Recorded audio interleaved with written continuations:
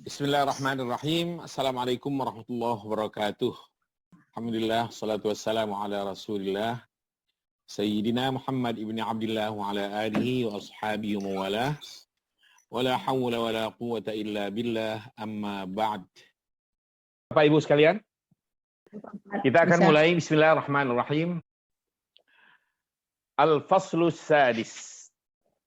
Jam'ul Qur'ani wa tartibuhu. Penghimpunan Al-Quran dan penyusunannya. Jadi penghimpunan, karena memang belum terhimpun tadinya. Berserakan di mana-mana. Ada di rumahnya A, ada di rumah B, ada di kantong C, ada di kediaman si B, dan seterusnya. Lalu dihimpun dari serakan-serakannya.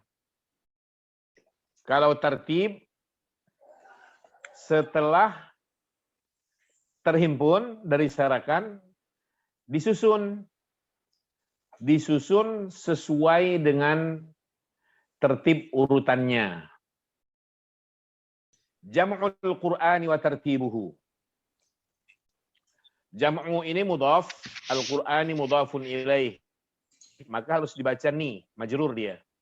Karena jabatannya sebagai mudhafun ilaih majrur. Wa tartibuhu, wawnya waw ataf, dan artinya dihubungkan, atau kata tertib ini terhubung nantinya kepada kata jam'u. Jadi bukan terhubung kepada Al-Quran. Maka harokat dari ba-nya, tartibu, nah itu juga ikut marfu' seperti marfu'nya jam'u. Kata jam'u yang menampung kata tartibu yang dihubungkan ke dirinya, jam'u ini dinamakan ma'tuf alaih. Maka komponennya ada huruf ataf, harful atfi, ada ma'tuf, dan ada ma'tufun alaih.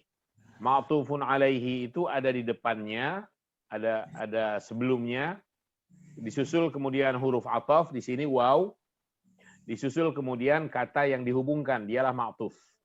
Jadi ma'tuf alaih harus lebih awal disebutkan. Disusul huruf atofnya, kemudian ma'tufnya. Dhamir hu di ujung tartibu, dhamir muttasil, kembalinya kepada Al-Quran. Jadi dhamir ini sebagai kata ganti yang menggantikan kata Al-Quran yang telah disebutkan sebelumnya. Oleh karena Al-Quran ini adalah mudhaf ilaih dari jam'u, maka begitulah juga dhamir menjadi mudhaf ilaih untuk tartibu. Jadi jam'u mudhaf, Al-Qur'ani mudhafun ilaih, waw huruf ataf, tartibu ma'tufun, dan dia mudhaf, sedang dhamir di ujungnya menjadi mudhafun ilaih fi mahalli jarrin, menempati posisi jar. Al-alif, bagian yang alif ini, jam'ul Qur'ani fi ahdir rasuli, penghimpunan Al-Quran pada masa Rasulullah Muhammad sallallahu alaihi wasallam. Ahd ini artinya waktu, zaman atau periode. Fi ahdir rasul. Yuradu bi jam'il Qur'ani ma'nayani. Oleh karena yuradu ini adalah kata kerja mudhari' majhul, berarti dia membutuhkan naibul fa'il. Naibul fa'ilnya adalah ma'nayani. Ma'nayani di ujung bijam'il Qur'an itu, dialah naibul fa'il untuk yuradu. Naibul fa'il itu seperti fa'il marfu'. Tanda rofaknya di sini alif. Karena mutanna. Ma'nayani. Ada dua makna yang diinginkan dengan penghimpunan Al-Quran. Fal ma'nal awwalu, makna yang pertama, hifdhuhu. Makna yang pertama adalah menghafalkannya. Jadi menghafalkan Al-Quran itu nilainya sama dengan menghimpun Al-Quran. Karena di antara makna menghimpun ya menghafal. Orang yang menghafalkannya berarti dalam memorinya. Wal ma'na tsani, makna yang kedua, kitabatuhu kullihi. Menulisnya keseluruhannya. Jadi menulis Al-Quran keseluruhannya itu juga salah satu maksud dari atau salah satu makna dari menghimpun Al-Quran. Kullihinya itu adalah takkid dari hu-nya. Kedudukan dhamir kitabatuhu kan mudhaf ilaih fi mahalli jarrin. Kitabatuhu, hu-nya itu mudhaf ilaih. Dan mudhaf ilaih itu majrur, di sini dhamir, maka digunakan istilah fi. Maka taukid yang hadir sesudahnya harus majrur juga mengikuti muakkad sebelumnya, yaitu dhamir yang fi mahalli jarrin di sini. Sehingga yang tepat adalah wal ma'na tsani kitabatuhu kullihi. Menulisnya keseluruhannya.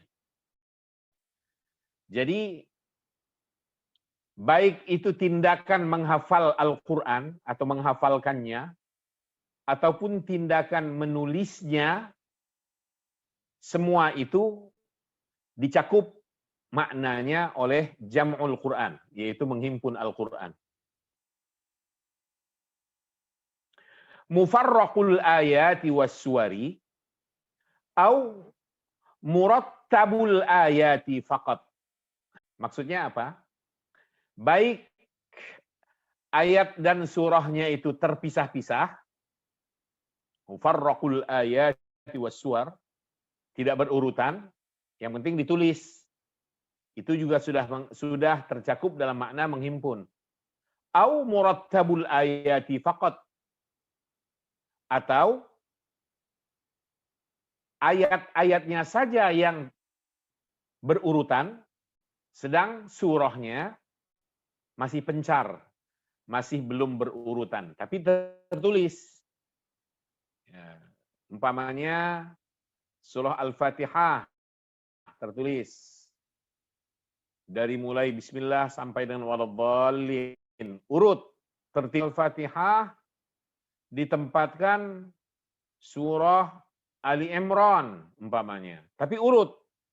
Ali Imran ayat demi ayatnya berurutan.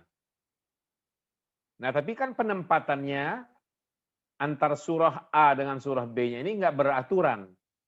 Nah, maka semacam ini namanya murattabul ayati faqat, tapi tetap mufarraqus suwar. Ayat-ayatnya runtut, berurutan, dari A sampai Z-nya berurutan, dari alif sampai ya-nya berurutan, tetapi surahnya dari surah A sampai Z-nya masih tidak berurutan. Itu yang dimaksud dengan au murattabul ayati faqat. Tapi nilainya tetap menghimpun Al-Quran atau tindakan menghimpun Al-Quran. Wa kullu suratin fi sahifatin ala hidatin. Dan setiap surah tertuang dalam suatu lembaran, sahifah, dalam suatu lembaran, secara menyatu, secara utuh. Jadi setiap surahnya tertuang dalam lembaran secara utuh, ala hidah, baik masih pencar, atau ayat-ayatnya saja yang terhimpun, yang tersusun rapih, sedang surah masih belum beraturan, dan setiap surahnya ada dalam suatu lembaran secara menyatu. Atau termasuk juga menghimpun Al-Quran namanya murattabul ayati was suwari.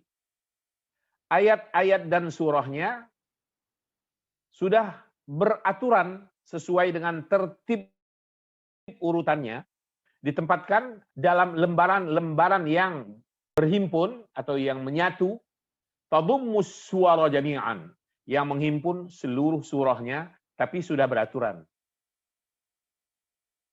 Waqad ruttiba ihdaha ba'dal ukhra, dan sudah disusun, maksudnya sudah ditertib urutkan satu setelah yang lainnya.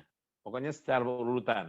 Setelah Al-Fatihah ditempatkan Al-Baqarah, Nisa, setelah An-Nisa, Al-Maidah, setelah Maidah, Al-An'am, dan seterusnya.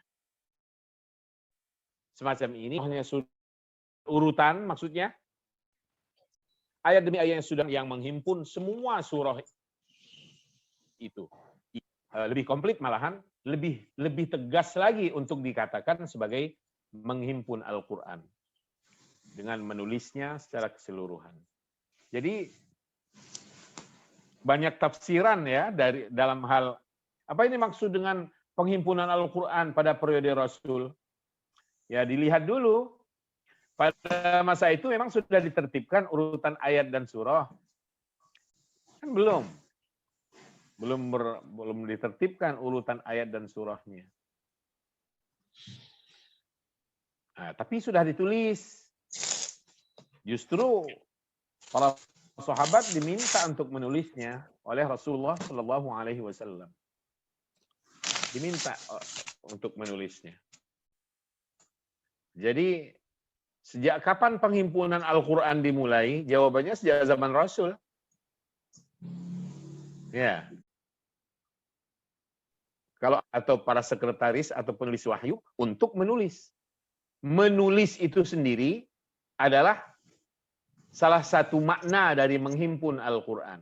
Soal dia kan belum tersusun rapi, itu soal lain. Soal lain. Tapi pekerjaan menyusun atau menghimpun Al-Quran ini sudah dimulai sejak zaman Rasul. Jadi keliru pandangan yang mengatakan penghimpunan Al-Quran itu baru dimulai pada zaman sahabat. Keliru. Penghimpunan sudah dimulai sejak zaman Rasul. Tinggal apa makna dari menghimpun itu? Nah, itu dulu jelaskan. Kalau menghimpun dalam pengertian tertib urutan ayat dan tertib urutan surah serta sudah ditempatkan di dalam lembaran khusus, lembaran demi lembaran secara berurutan seperti yang kita terima hari ini di rumah kita masing-masing, yaitu belum, kalau itu yang dituju dengan menghimpun, belum terjadi di zaman Rasul. Tapi kalau yang dimaksud dengan menghimpun itu sekedar menulisnya, sudah dimulai dari zaman Rasul Sallallahu Alaihi Wasallam. Nah, itulah jam'ul Quran fi ahdi Rasul. Jadi belum terbentuk ya, tertib urutan surah itu belum. Mungkin beberapa ayat sudah ada tertib urutannya. Rasulullah Shallallahu Alaihi Wasallam di Makkah 13 tahun. Rasulullah SAW di Madinah 10 tahun. Selama kurang lebih 23 tahun itu proses penurunan Al-Quran terus berlangsung. Mana bisa langsung diurutkan. Sementara arahan dari Jibril alaihissalatu wassalam belum Rasul terima, ya nggak mungkin dilakukan tertib urutan surah. Sementara Jibril belum membimbing Rasulullah di mana A, B, C dan seterusnya. Dan Al-Quran ayatnya yang turun pada masa itu barulah sesuai dengan peristiwa saja. Nah, ketika ada pertanyaan, turun ayat seperti itu. Jadi penghimpunan sudah dimulai sejak zaman Rasulullah Shallallahu Alaihi Wasallam. Tapi dengan dalam artian yang sangat sederhana, yaitu sebatas menulisnya. Berbeda lagi sifat penghimpunan Al-Quran pada periode Abu Bakar, Berbeda lagi sifat penghimpunan atau gambaran penghimpunan Al-Quran yang terjadi atau dilakukan pada masa Utsman bin Affan. Dan ayat-ayat Al-Quran yang turun pada masa itu sama sekali tidak menggambarkan tertib urutan yang sekarang ada kita terima dalam mushaf. Jauh sekali. Contoh saja, surah Al-Fatihah itu menempati urutan yang keempat atau keempat kalau tidak salah. Antara dua lah. Ada yang menyebut keempat, ada yang menyebut kelima. Dalam hal turunnya, diturunkan menempati urutan yang keempat pada masa Rasul. Tapi ketika disusun pada periode Utsman, ia ditempatkan di urutan pertama. Itu aja udah berbeda. Surah Al-Alaq, Iqra' bismi rabbikal ladzi khalaq. Itu kan turunnya yang pertama. Dari semua ayat, semua surah, yang pertama yaitu Iqra' bismi rabbikal ladzi khalaq. Tapi di mushaf, ia ada pada urutan yang ke-96, jauh sekali. Sementara Al-Fatihah menempati urutan yang pertama. Jadi tertib urutan ayat dan surah pada masa penyusunannya, terutama pada periode Utsman bin Affan radhiyallahu anhu. Berbeda sekali. Yang pertama, jam'ul Qur'ani bima'na hifdhihi. Menghimpun Al-Quran untuk arti menghafalkannya. Kana Jibrilu yanzilu 'ala ar-rasul bil Qur'an. Dulu Jibril menurunkan Al-Quran kepada Rasulullah sallallahu alaihi wasallam. Yanzilu bi artinya menurunkan. 'Ala ar-rasul kepada Rasul. Apa kedudukan kata Jibril dalam susunan ini? Isim kana. Khobarnya yanzilu. Yanzilu adalah jumlah fi'liyah. Yanzilu sendiri fi'il mudhari', marfu' karena tidak didahului oleh huruf nasab maupun huruf jazam. Fa'ilnya dhamir mustatir. Taqdiruhu huwa, kembali ke Jibril. Kalau begitu yanzilu adalah jumlah fi'liyah namanya karena terdiri atas fi'il dan fa'il. Jumlah fi'liyah ini fi mahalli nasbin khabaru kana. Jadi menempati posisi nasab oleh karena ia kedudukannya sebagai khobar dari kana. Namanya khobarul jumlah. Jadi khobar itu ada dua, ada khobar mufrad, ada khobar jumlah. Kali ini khobar jumlah.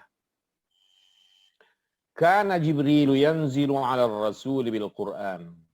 Dulu Jibril menurunkan Al-Quran itu kepada Rasulullah sallallahu alaihi wasallam. Fayastami'u ilaihi istima'an. Apa kedudukan kata istima'an? Dia masdar, mansub, dan seakar dengan kata kerja yang mendahuluinya. Yaitu yastami'u fi'il mudhari' dia. Ini maf'ul mutlak untuk fungsi takkid, menegaskan istami'u. Maka diterjemahkan dengan benar-benar.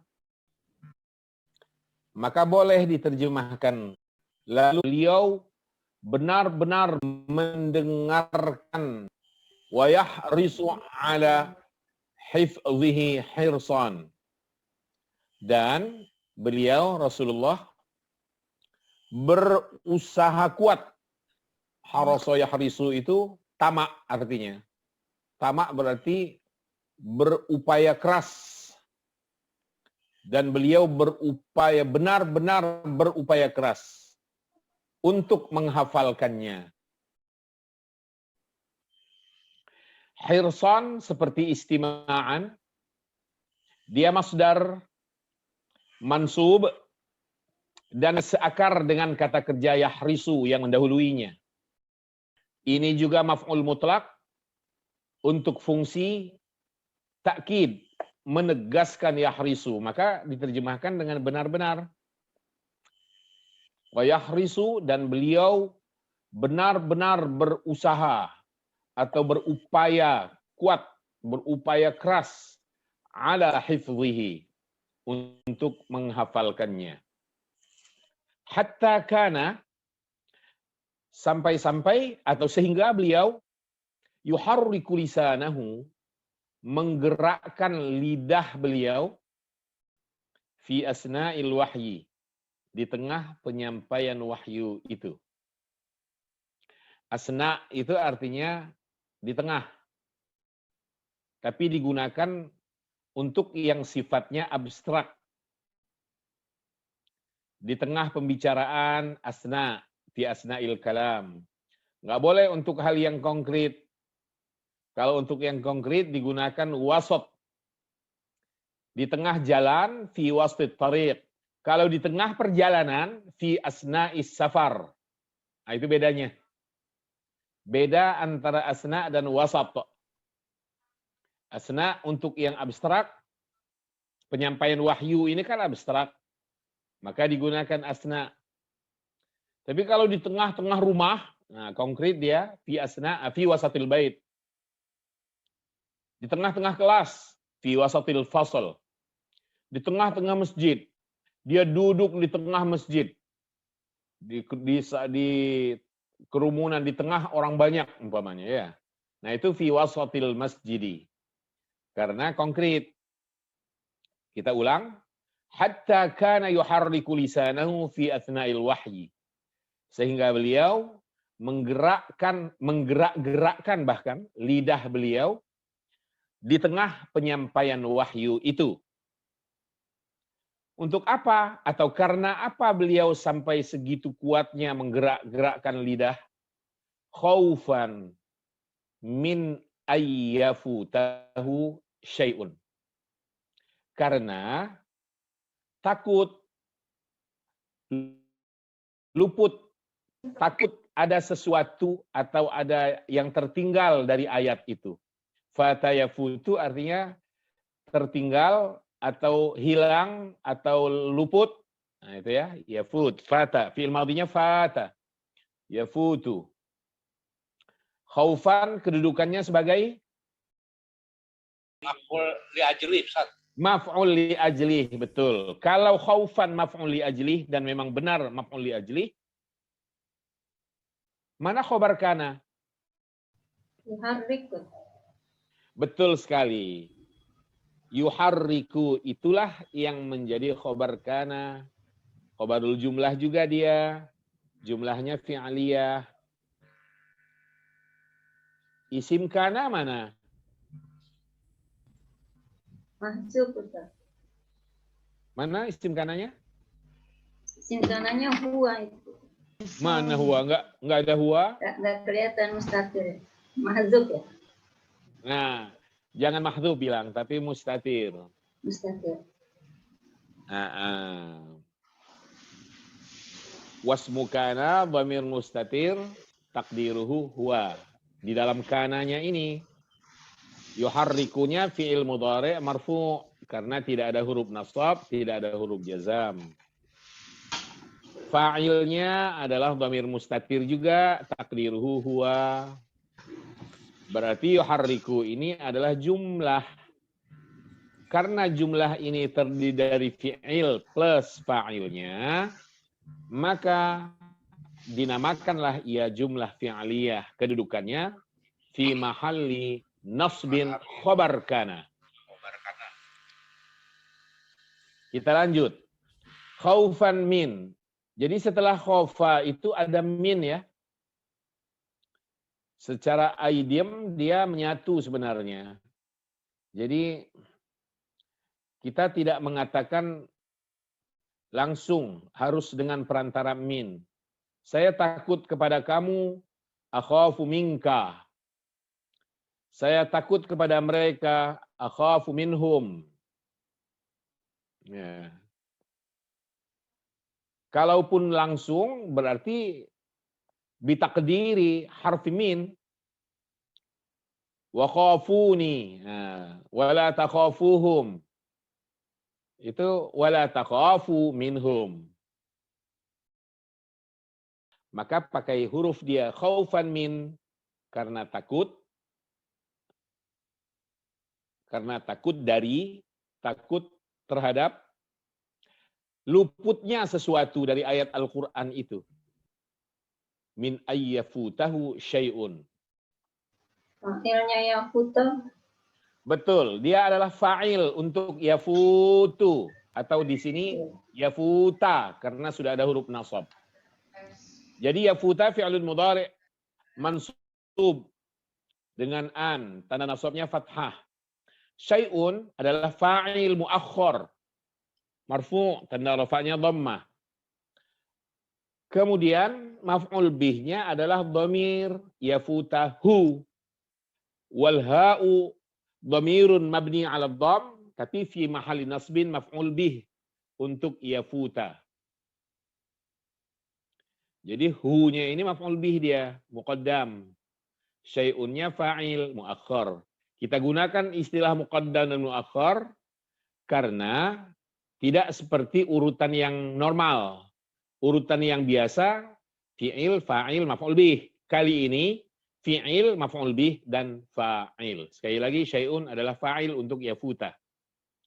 Intinya, sampai poin ini, saat Jibril menyampaikan wahyu kepada beliau, Muhammad Rasulullah SAW, karena Rasulullah takut, jangan sampai terjadi lenyap ayat, ada yang tertinggal dari ayat yang disampaikan Jibril, maka beliau dengan cepat menangkap apa yang diwahyukan itu melalui dengan cara menggerakkan lidah beliau membacanya. Nah, turun ayat menegur beliau Rasulullah SAW. Fa'anzalallah, maka Allah turunkan ayatnya, la tuharrik bihi lisanaka lita'jala bih. Jangan engkau gerakkan lidahmu, Muhammad, karena wahyu yang disampaikan itu lita'jala bihi, untuk supaya kamu bergegas menerimanya atau menghafalkannya. Lita'jala bihi. Inna alaina jam'ahu wa qur'anah. Karena, innanya karena. Walaupun sesungguhnya boleh tambahkan. Karena sesungguhnya alaina jam'ahu, atas tanggung jawab atau jaminan kami atau kewajiban kami, kalau digunakan kata kewajiban. Karena sesungguhnya menjadi kewajiban kami jam'ahu,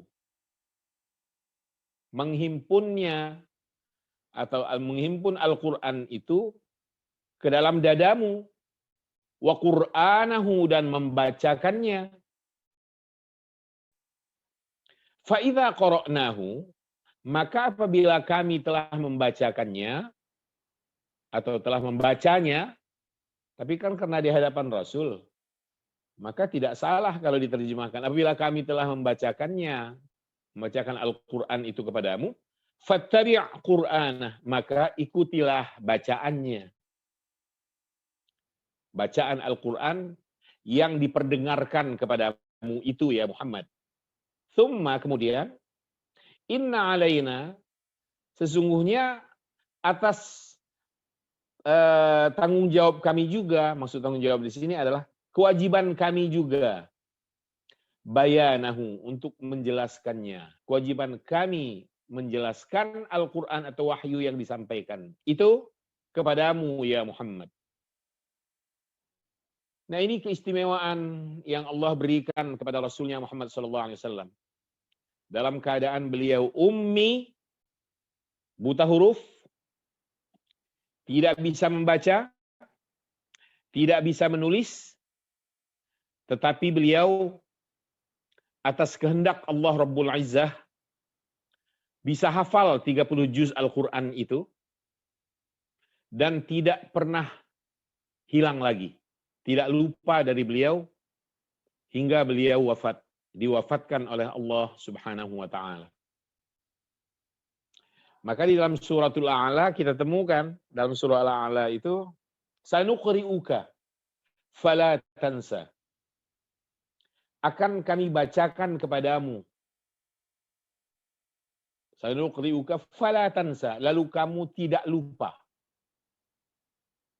Illa masya Allah, kecuali apabila Allah menghendaki sesuatu yang harus dilupakan. Illa masya Allah. Kalau ada sesuatu yang harus dilupakan, Allah angkat ayat itu, Rasul lupa. Nggak tahu lagi, nggak bisa lagi. Ya, termasuk ayat-ayat yang dinasakh atau dihapuskan oleh Allah sendiri, dihilangkan, sehingga lenyap. Hilang juga dari hafalan. Jadi seperti itu Al-Quran ketika diangkat ya. Di akhir zaman nanti, maksud di akhir zaman, jelang kiamat, Al-Quran itu akan tidak ada lagi. Huruf demi hurufnya juga tidak ada. Kosong. Yang tersisa adalah lembaran-lembaran kosong. Kerinduan kita kepada kalam Allah nggak bisa lagi terobati. Karena lenyap. Mungkin kita berharap masih banyak orang yang hafal Al-Quran. Yang hafal pun sudah nggak ada. Kalaupun masih tersisa, sudah hilang hafalan mereka. Allah mengangkatnya. Tidak tersisa dalam memori, dan tidak juga tersisa pada lembaran yang nyata. Nggak ada tulisan.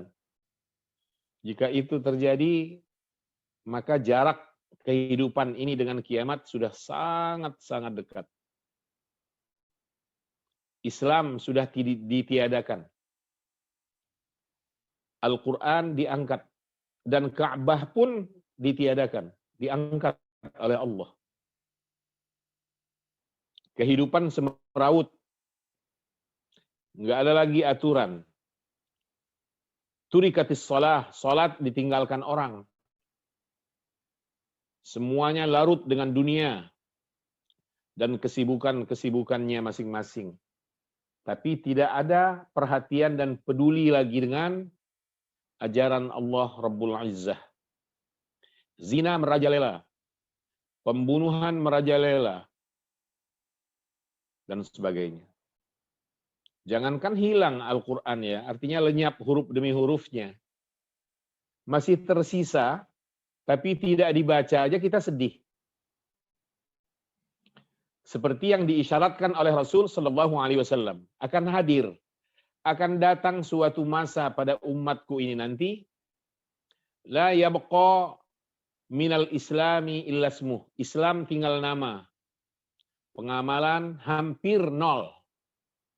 Hanya sedikit yang mau mengamalkan ajarannya. Wala yabqa minal Qur'ani illa rasmuh. Al-Quran tinggal huruf. Tapi tidak diperhatikan orang, tidak dibaca, tidak dikaji, tidak dihafal, tidak diamalkan. Masajiduhum amirah wa hiya kharabun minal huda. Masjidnya banyak dan megah, tapi kosong dari petunjuk. Pekerjaan terberat yang dilakukan oleh manusia muslim itu adalah bukan mencari nafkah. Kalau mencari nafkah semua orang mengejarnya. Berarti kan tidak berat untuk melangkah mencari sesuap nasi segenggam berlian. Yang berat itu apa? Melangkah ke masjid. Lambat laun jika itu terus terjadi, rumah Allah tinggal kemegahannya dan orang berlomba membangunnya, tapi nggak ada isi. Pengajian tidak digelar di situ. I'tikaf jarang dilakukan di situ. Nggak ada. Ulama'uhum syarru man tahta adimis sama. Ulamanya makhluk terjahat di kolong langit. Min indihim takhrujul fitan. Dari mereka, dari mulut mereka keluar fitnah. Bencana buat umat. Wa fihim ta'ud. Dan akibat bencana itu juga akan kembali ke mereka. Sudah terjadi belum itu? Sedikit demi sedikit terlihat itu. Islam tinggal nama, sedikit demi sedikit sudah terlihat. Iya. Orang nggak peduli lagi. Begitu juga Al-Quran. Dan Al-Quran sendiri menyebut satu ayat di dalam Al-Quran, Allah menyebutkan tentang Rasulnya, dan Rasul mengatakan, wa qala Rasul, Rabbi inna qaumi. Wahai Tuhanku, sesungguhnya kaumku, ittakhadhu hadzal Qur'ana mahjura. Telah menjadikan Al-Quran ini dikesampingkan, ditinggalkan. Artinya mereka telah meninggalkan Al-Quran. Hajrul Quran. Kapan seseorang dinilai oleh agama telah meninggalkan Al-Quran? Pertama, jika ia tidak mau membacanya. Kapan lagi seseorang disebut meninggalkan Al-Quran? Kalau dia tidak mau menghafalkannya. Orang yang tidak menambah hafalannya, nilainya seperti meninggalkan Al-Quran. Orang yang tidak mau mendengarkan bacaan Al-Quran, dan malah benci, na'udzubillah, merasa terganggu, dia hajrul Quran, meninggalkan Quran namanya. Orang yang tidak mengamalkannya, apalagi hajrul Quran, dengan segala kritiknya kepada Allah. Nah, apa sih harus begini. Nah, itu. Boro-boro mengamalkan.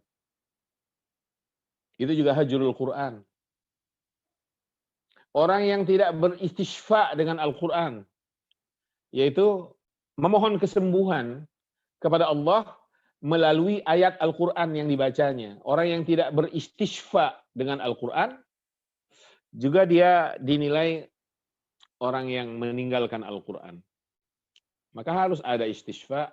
Al-Fatihah itu kan suratul syifa, surah kesembuhan. Jangan mengandalkan medis saja. Tilawatul Quran, maka Bapak Ibu, rekan-rekan semuanya, di setiap kesempatan membaca Al-Quran, satu di antara niat dari sekian niatnya, mohonkan kesembuhan atas penyakit yang diderita langsung oleh dirinya atau keluarganya.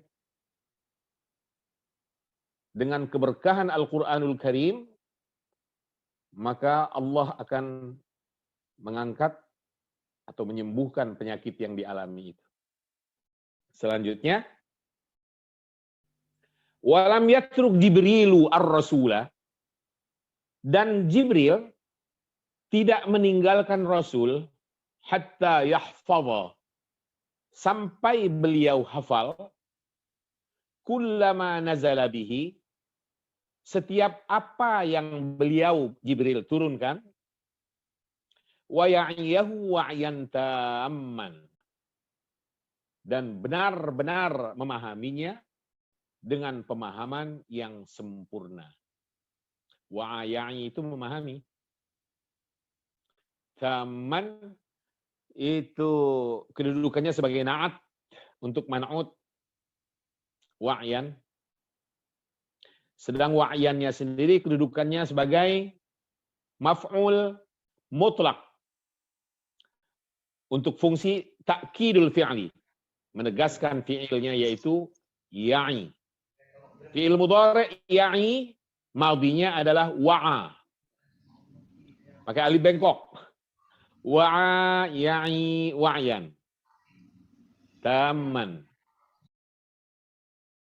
Allah berfirman, sanuqri'uka fala tansa. Kami akan membacakannya kepadamu. Kami akan membacakan Al-Quran itu kepadamu. Nuqri'u itu fi'il mudhari'. Madinya apa? Aqra'a. Betul sekali. Aqra'a itu membacakan. Kalau qara'a membaca. Mudhari'nya yuqri'u, untuk kami, nuqri'u. Sanuqri'uka. Kami akan membacakan kepadamu. Al-Quran ini maksudnya, fala tasalal, kau ya Muhammad tidak akan lupa. Illa masya Allah, kecuali apabila Allah menghendaki. Jauh Allah tidak menghendaki untuk lupa, Rasulullah tidak lupa. Selanjutnya, kullama nazala 'ala rasuli syai'un minal Qur'an. Apa arti kullama? Setiap kali. Ya. Kullama itu artinya pada setiap kali. Kullama selalu dipakai, digunakan untuk fi'il madhi. Maka tidak ada kullama disusul mudhari', enggak ada. Selalu madhi. Boleh cek dalam Al-Quran. Kullama ruziqu minha. Fi'il madhi dia. Min thamaratir rizqan qalu hadha alladhi ruziqna min qablu wa utu bihi mutasyabiha. Kullama dakhala 'alaiha Zakaria al-mihrab wajada 'indaha rizqan qala ya Maryam anna laki hadha qalat huwa min 'indillah. Kullama dakhala, dakhalanya fi'il madhi. Begitulah di sini. Sesuai kaidahnya, setelah menggunakan kullama itu disusul dengan kata kerja madhi. Pada setiap kali ayat Al-Quran, suatu ayat Al-Quran turun kepada Rasul, kullama nazala 'ala rasuli syai'un minal Quran. Syai'un minal Quran maksudnya adalah ayat.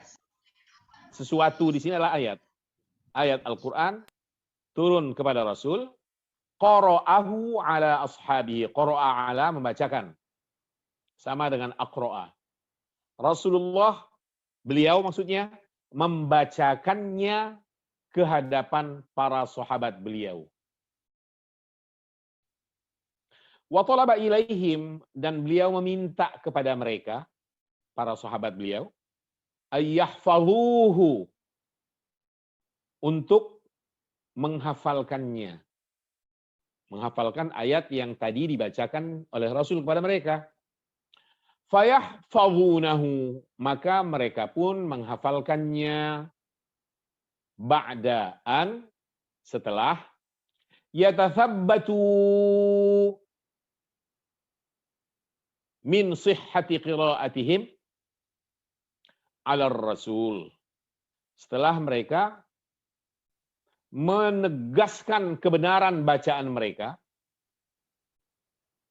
memastikan boleh kebenaran bacaan mereka di hadapan Rasulullah Sallallahu Alaihi Wasallam. Ini harus juga menjadi catatan kita ketika harus menambah hafalan. Ayat demi ayatnya, pastikan dulu kebenaran cara bacanya. Jangan main hafalkan begitu saja.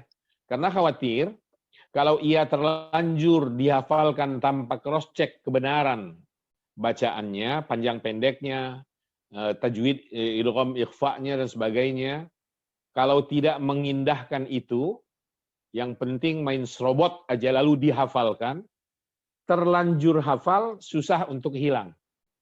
Berarti kita menyimpan bacaan yang salah di dalam memori kita. Maka harus cross-check kebenaran bacaan kita. Caranya, temui guru, musyafahah. Atau cara lain adalah mendengarkan media tilawatul Quran dari berbagai qurra di muka bumi ini. Tinggal kita pilih mana yang kita suka. Nah, di situ kita dengarkan, kita cermati ayat per ayat. Dari setiap ayatnya, kata per kata. Bagaimana caranya? Bagaimana cara membaca kalimat ini? Nah, ketika sudah benar, dan kita menirukannya secara benar juga, baru kita mulai hafalkan. Gitu caranya. Seperti yang juga dilakukan oleh pendahulu kita. Siapa? Para sahabat Rasulullah SAW. Ba'da ayyatathabbatu, setelah mereka memantapkan kebenaran bacaan mereka atau meyakini betul kebenaran bacaan mereka di hadapan Rasulullah Muhammad SAW. Thumma yuhaffizunahu azwajahum wa auladahum. Kemudian mereka para sahabat menjadikan pasangan-pasangan mereka, istri-istri mereka, dan putra-putri mereka menghafalkannya juga, menghafalkan ayat-ayat Al-Quran itu. Di masyarakat Arab, kuat sekali tradisi ini mengakar, dan terus berjalan sampai sekarang. Anak-anak kecil menghafalkan Al-Quran. Ada yang umur masih 6 tahun, masih 9 tahun, 30 juz. Karena dari kecil sudah diarahkan, ditekankan betul, dibimbing. Wa yaqra'unahu fi buyutihim, dan mereka membacanya di rumah-rumah mereka. Tradisi membaca Al-Quran di rumah ini berarti tradisi yang lama, dan itu harus kita lestarikan terus sampai sekarang. Wa fi shalawatihim bi jawfil lail, dan mereka membacanya juga Al-Quran itu maksudnya di dalam salat mereka di tengah malam. Jauf itu artinya saut. Jauf sendiri artinya adalah perut, bagian tengah perut. Jauf. Nah, untuk malam berarti diartikan tengah malam. Hatta, sehingga yusma'alahum, terdengar dari mereka, dawiyun, gema atau gemuruh boleh juga. Coba saya tanya, kalau suara lebah yang sedang terbang itu, kelompok lebah, itu suaranya apa namanya? Dengung. Ada yang dengung, ada yang gerenggeng, ada pokoknya paham lah ya. Nahalnya lebah, seperti suara lebah. Terdengar suara mereka membaca Al-Quran dari rumah-rumah itu seperti gaung atau gemuruh suara lebah. Tradisi ini, Bapak Ibu, mulai terkikis sekarang. Nah, kita lanjutkan. Jadi kadawiyim nahli itu seperti gemuruh suara lebah ya. An Ubadah bin Samit, sahabat Rasul ini, diriwayatkan dari Ubadah bin Samit, qala, beliau berkata, kana rajulu, seseorang dahulu, idza hajara, apabila beliau berhijrah, dafa'ahun Nabi sallallahu alaihi wasallam, beliau didorong oleh Rasul ila rajulin minna, untuk merapat ke seseorang di antara kami, untuk mendekati seseorang dari kami, yu'allimuhul Qur'an, yang akan ia ajari Al-Quran. Nah, jadi kalau ada orang yang berhijrah di zaman itu, oleh Rasul dipertemukan dengan seseorang lainnya, warga setempat pasti, untuk tujuan diajari Al-Quran oleh yang berhijrah itu. Wa kana yusma'u li masjid Rasulillah sallallahu alaihi wasallam dhajjatun bi tilawatil Quran. Dan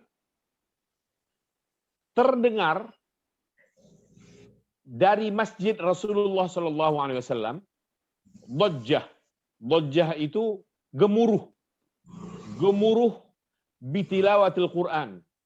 Gemuruh karena bacaan Al-Quran, karena tilawah. Hatta, sampai-sampai atau sehingga, amarahumur rasulu, Rasulullah memerintahkan kepada mereka yang ada di masjid Nabi ketika itu, ayyukhfidu, untuk merendahkan atau menurunkan, merendahkan aswatahum, suara mereka, supaya tidak terlalu keras. Begitu yang terjadi zaman silam. Selanjutnya, wa qad hafizal Qur'ana kullahu an dhahri qalbin jama'atun minas sahabah. Sungguh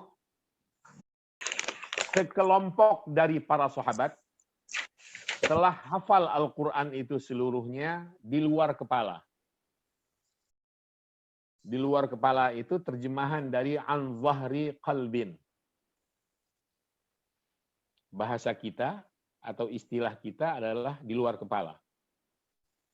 Siapa di antara mereka yang hafal Al-Quran seluruhnya 30 juz itu? Minhum Zaid bin Thabit. Zaid bin Thabit, Ubay bin Ka'ab, Ubay bin Ka'ab, wa Abdullah bin Mas'ud, dan Mu'adz bin Jabal, wa Abu Darda dan Abu Darda. Ini sebagian. Ya belum seluruhnya, hanya diberikan contoh itu. Padahal masih banyak. Abu Bakar, Umar, Utsman, Ali belum disebut di sini. Ya. Abdullah bin Umar belum disebut di sini. Abdullah bin Abbas belum disebut di sini. Banyak. Cuma hanya sampel aja. Hakadha, demikianlah. Tufiyar Rasulullah wafat, wal Qur'an mahfudun fis sudur, dan Rasulullah wafat sementara Al-Quran telah dihafalkan oleh para sahabat fis sudur, telah dihafalkan di dalam dada mereka, wa maktubun fis suhuf, dan telah tertulis di dalam lembaran-lembaran. Mufarraqul ayati waswar, dalam keadaan mufarraqul ayati waswar, dalam keadaan ayat dan surah yang masih terpisah-pisah, au murattabal ayati faqat, atau beberapa ayatnya sudah tersusun urutannya, ayat-ayatnya saja. Wa kullu suratin, dan setiap surah fi sahifatin ala hidah, ditempatkan dalam lembaran secara utuh, dalam satu kesatuan. Walam yujma' fi mushafin wahid, dan belum dihimpun di dalam satu mushaf seperti sekarang. Kenapa demikian? Li'annar rasula, karena Rasulullah sallallahu alaihi wasallam ya, kana yataraqqabu, masih menunggu nuzul al-wahyi, turunnya wahyu, min hinin li akhir, dari waktu ke waktu. Dari satu saat ke saat yang lainnya. Dari satu waktu ke waktu yang lainnya. Karena prosesnya masih berlangsung.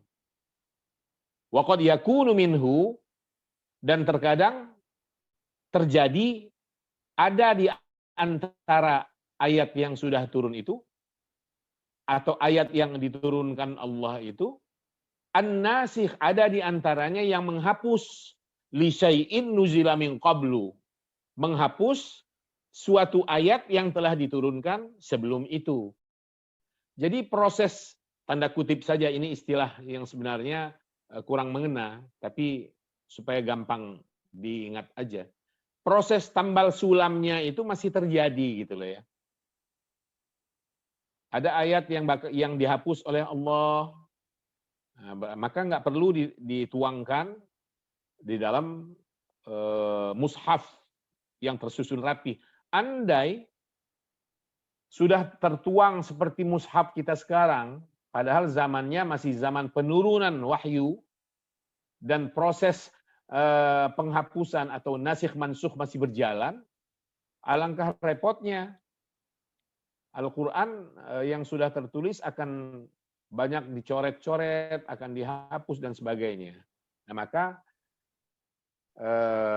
sudah sangat bijak cara bahwa tidak perlu, saat itu belum dituntut maksudnya, kebutuhan untuk menempatkan ayat-ayat Al-Quran di dalam lembaran yang tersusun rapi.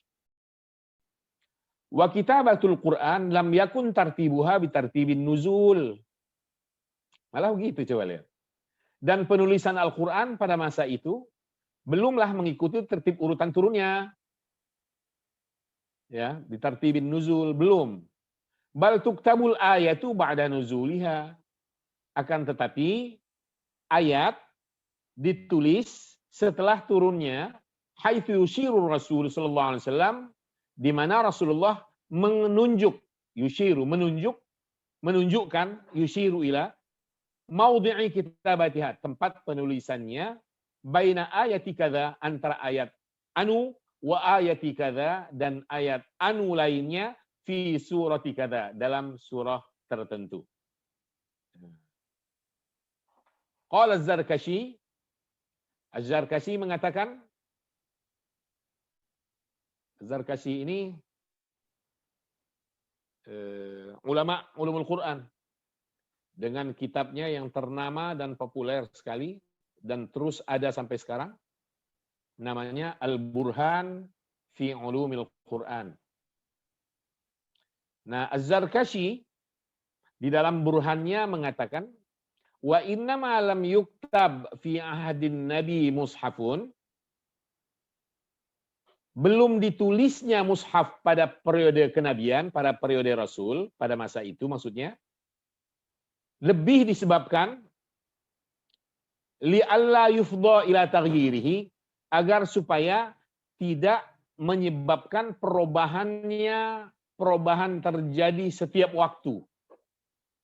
Jangan sampai menyulitkan, baru saja ditulis, harus dihapus lagi. Nah, agar supaya tidak terjadi perubahan terus-menerus dari waktu ke waktu, maka disengaja diambil cara tidak menyusunnya ke dalam himpunan lembaran sehingga menyatu dalam satu mushaf seperti keadaan yang kita saksikan sekarang. Falihada, oleh karena itulah, ta'akhkharat kitabatuhu, penulisan Al-Quran itu sedikit terlambat. Ila an kamula nuzulul Quran, hingga sempurna betul turunnya Al-Quran, tuntas maksudnya, kamula sempurna dalam artian tuntas, hingga tuntas turunnya Al-Quran, bimautihi sallallahu alaihi wasallam, dengan wafatnya Rasulullah sallallahu alaihi wasallam. Oke. Itu. Nanti yang keduanya kita jelaskan pertemuan yang akan datang. Jam'ul Quran di makna kitabatihi kulli. Kita cukupkan karena waktu sudah selesai, sudah habis. Intahal waqt. Oke. Kesempatan yang lainnya. Terima kasih untuk semua. Semoga selalu sehat bersama keluarga. Jazakumullah khairan katsira. Assalamualaikum warahmatullahi wabarakatuh. Waalaikumsalam.